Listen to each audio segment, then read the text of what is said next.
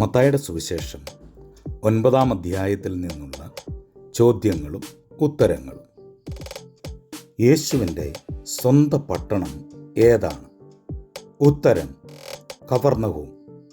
മത്തായിയുടെ സുവിശേഷം 9-ാം അധ്യായം 1-ാം വാക്യം.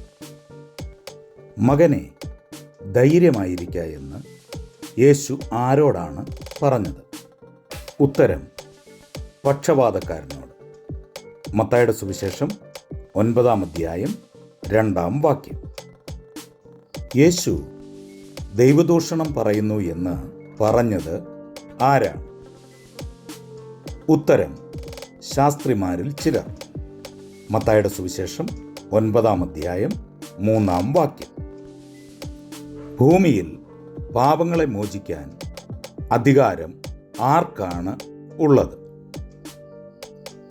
ഉത്തരം മനുഷ്യപുത്രന്. മത്തായിയുടെ സുവിശേഷം 9-ാം അധ്യായം 6-ാം വാക്യം. യേശു പോകുമ്പോൾ മത്തായി എവിടെ ഇരിക്കുകയായിരുന്നു? ഉത്തരം ചുങ്കസ്ഥലത്ത്. മത്തായിയുടെ സുവിശേഷം 9-ാം അധ്യായം 9-ാം വാക്യം.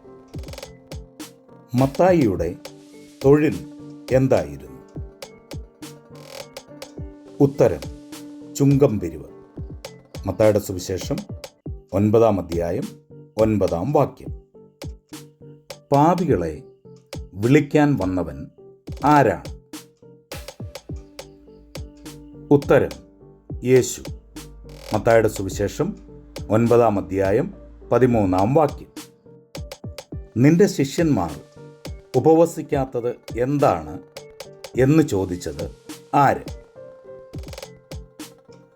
ഉത്തരം യോഹന്നാൻ്റെ ശിഷ്യന്മാർ. മത്തായിയുടെ സുവിശേഷം 9-ാം അധ്യായം 14-ാം വാക്യം. പഴയ തുരുത്തിയിൽ എന്താണ് പകരാത്തത്? ഉത്തരം പുതുവീഞ്ഞ്. മത്തായിയുടെ സുവിശേഷം 9-ാം അധ്യായം 17-ാം വാക്യം. യേശുവിൻ്റെ വസ്ത്രം തൊട്ടാൽ സൗഖ്യം വരുമെന്ന് പറഞ്ഞ സ്ത്രീ ആരാണ്? ഉത്തരം രക്തസ്രാവം ഉള്ള സ്ത്രീ. മത്തായിയുടെ സുവിശേഷം 9-ാം അധ്യായം 21-ാം വാക്യം. ദാവീദ് പുത്ര, ഞങ്ങളോട് കരുണ തോന്നണമേ എന്ന് നിലവിളിച്ചത് ആരാണ്? ഉത്തരം 2 കുരുടന്മാർ. മത്തായിയുടെ സുവിശേഷം 9-ാം അധ്യായം 27-ാം വാക്യം. യേശു ഭൂതങ്ങളുടെ തലവനെ കൊണ്ട് ഭൂതങ്ങളെ പുറത്താക്കുന്നു എന്ന് പറഞ്ഞത് ആരാണ്?